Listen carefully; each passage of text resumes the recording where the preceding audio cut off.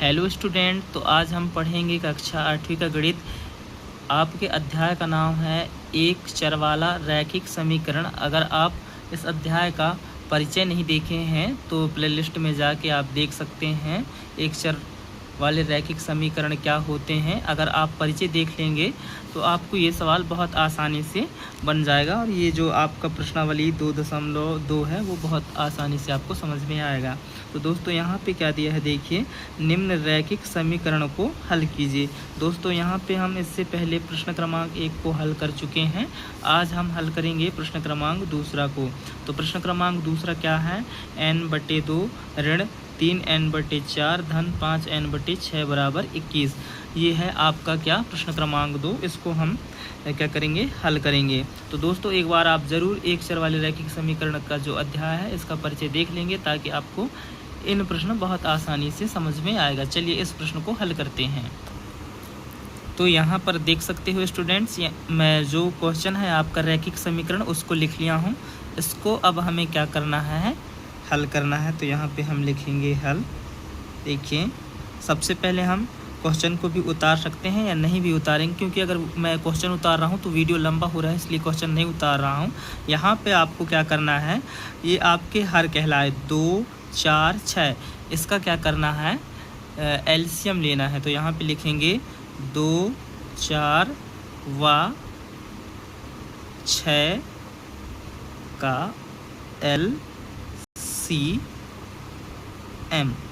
अब कौन कौन बच्चों को एलसीएम निकालते बनता है और जिसको नहीं बन रहा है वो ध्यान से देखिए, हम हरों का क्या निकाल रहे हैं, एलसीएम। ठीक है, तो इसको हम रफकार करेंगे।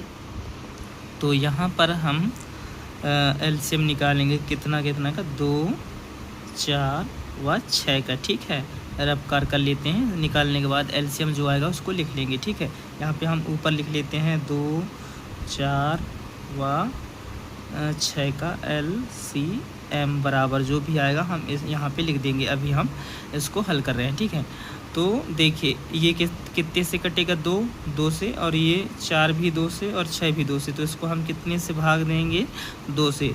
तो 2 एकम 2, और यहाँ पर भी आपका कितना, 2 दूना 4 और 2 तिहाई 6। इस तरह से ये 2, 4, 6 सभी 2 से कट गए। अब यहाँ पे आप देखिए, 1 सिर्फ 1 से कटेगा, 2 सिर्फ 2 से और 3 सिर्फ 3 से। तो इसका मतलब अब यहाँ हम नहीं काटेंगे किसी को किसी से, मतलब अब इसका एलसीएम डायरेक्ट निकालेंगे। देखिए तो कैसे निकाला जाता है, 3 दूना 6 और 6 एकम 6 और 6 दूना 12। तो इस तरह 2, 4 व 6 का एलसीएम कितना आ गया, 12 आ गया। उम्मीद कर रहा हूँ कि आप लोगों को ये समझ में आ गया है। अगर नहीं आया है तो कमेंट्स करके ज़रूर बताइए, मैं आपको डायरेक्ट एलसीएम निकालना सिखा दूंगा। एक वीडियो सिर्फ एलसीएम सिखाना वाला ही वीडियो बनाऊंगा। चलिए अब हम लिख लेते हैं इसको। तो 2, 4 व 6 का एलसीएम कितना आया है, 12 आया है स्टूडेंट। इसको अब हम वहाँ पे लिख लेते हैं जहाँ पे क्वेश्चन को हल कर रहे हैं।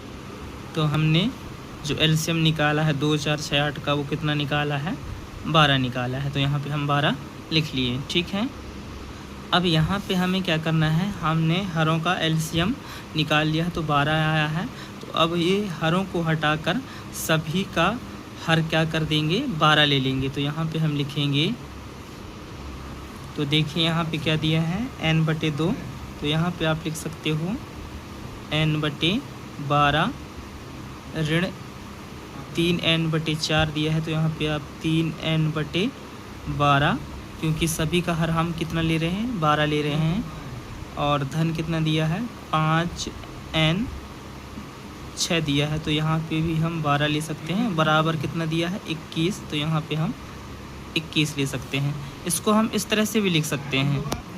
देखिए यहाँ पे ध्यान से, सभी का हर 12 है तो इसको हम इस तरह से भी लिख सकते हैं, n ऋण 3n धन 5n इन सभी का बटा 12, है ना, क्योंकि सभी का हर कितना दिया है, बटा कितना दिया है, 12 दिया है, तो बटा 12।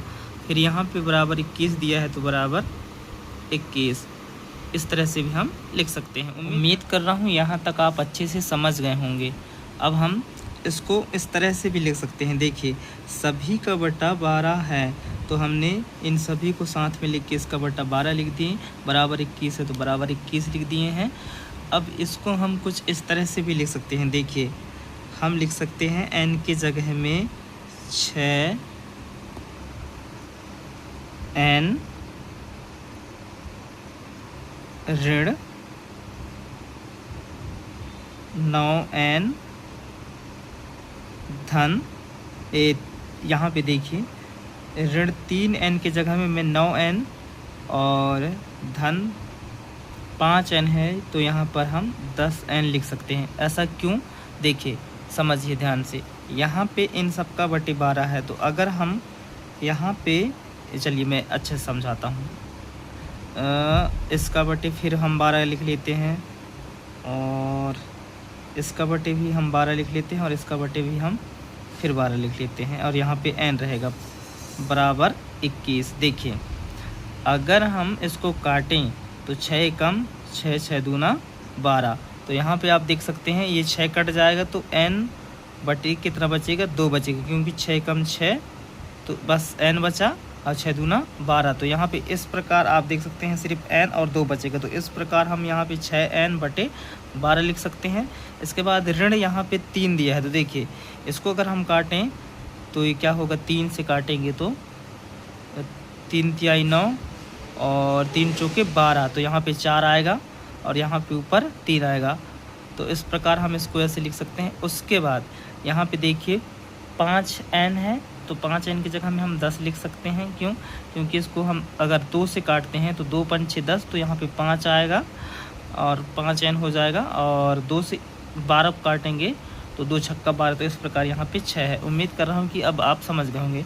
तो बराबर 21 है तो 21, इस तरह से भी हम इसको लिख सकते हैं। इसके बाद इसको हम देखिए सभी का बट्टा कितना दिया है, 12 दिया है, तो इन सभी का बट्टा हम 12 फिर से लिख सकते हैं। तो 6n ऋण 9n धन 10n, इन सभी का बट्टा कितना है, 12 है, तो बट्टे में हम 12 लिख लेते हैं, बराबर 21 है तो बराबर 21।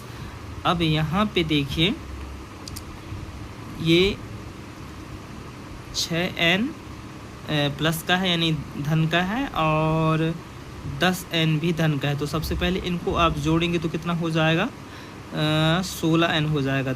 10 और 6 16n। इसके बाद माइनस का यानी ऋण का कितना है, 9n, तो माइनस का 9n या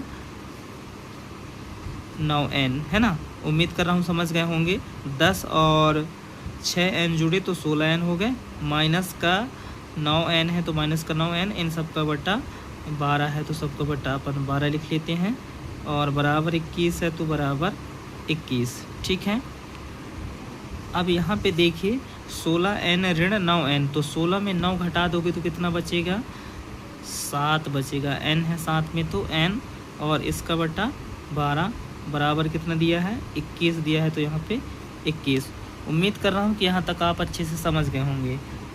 अब यहाँ से ध्यान दीजिए, इतने स्टेप करने के बाद रैखिक समीकरण को हल करने के का जो एक रूल्स होता है, नियम्स होता है, ये बटे में जो दिया है उससे ही दोनों पक्षों में गुणा करना होता है। तो यहाँ पे देख सकते हैं बटे में कितना दिया है, 12 दिया है, तो यहाँ पे हम लिखेंगे दोनों पक्षों में 12 का गुणा करने पर।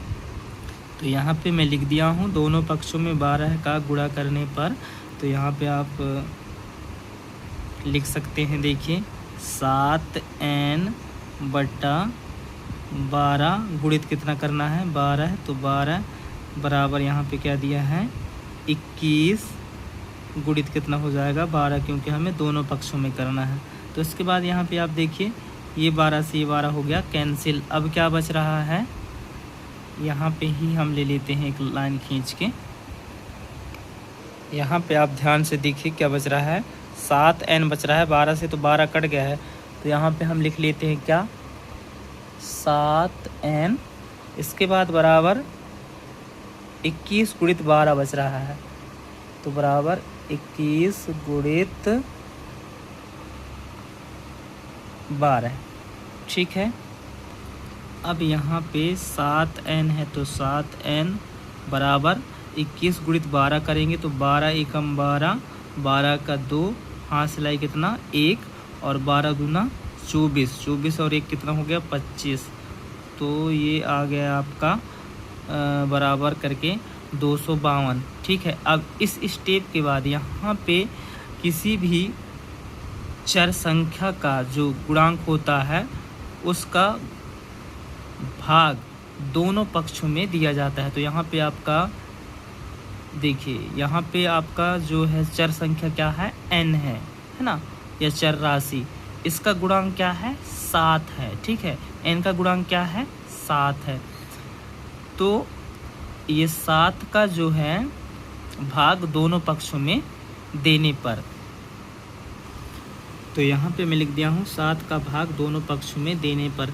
तो यहाँ पे क्या हो जाएगा, देखिए 7n है तो 7n बटा में आपका 7 हो जाएगा, क्योंकि 7 का अपन भाग दे रहे हैं, बराबर यहाँ पे 252 है तो 252 बटा में क्या हो जाएगा 7 हो जाएगा, क्योंकि हम दोनों पक्षों में 7 का भाग दे रहे हैं। अब यहाँ पे देखिए 7 एकम 7, 7 एकम 7, तो इस तरह से यहाँ पे सिर्फ क्या बचा n बस बचा। तो n बराबर क्या बचा 252 बटा ये वाली 7 बच रहा है ना। अब इसको काटते हैं, देखिए 7 एकम 7, 7 दूनी 14, 7 21, 7 चौको 28 ज़्यादा हो रहा है, तो 7 दूनी 14, 7 तिया 21, कितने बार गया 3 बार, तो यहाँ पे हम 3 लिखेंगे। 3 बार में कितना कटा 21 बस कटा, तो यहाँ पे 25 है, तो 21 कटा तो 25 में से कितना बचा 4 बचा, तो यहाँ पे आप 4 लिख देते हैं तो कितना हो गया 42, तो 7 छंग 42, तो यहाँ पे 42 कितने बार में कटा 7 से 6 बार में, तो इस तरह से हम यहाँ पे 6 लिख देंगे। तो इस तरह से n बराबर क्या आ गया आपका 36 आ गया। ये है आपका क्या आंसर। उम्मीद कर रहा हूँ स्टूडेंट कि आप लोगों को अच्छे से समझ में आया होगा। अगर आप चैनल पे नए हो तो प्लीज़ चैनल को सब्सक्राइब कर लीजिए, और पहले से सब्सक्राइब करके रखे हो तो अपने दोस्तों के पास ज़रूर शेयर कीजिए, और मैं रेगुलर ही आपको वीडियो दूँगा, तो आप प्लीज़ मेरे चैनल को सब्सक्राइब कीजिए, प्लस अपने दोस्तों को शेयर कीजिए और सपोर्ट कीजिए। Thank you so much.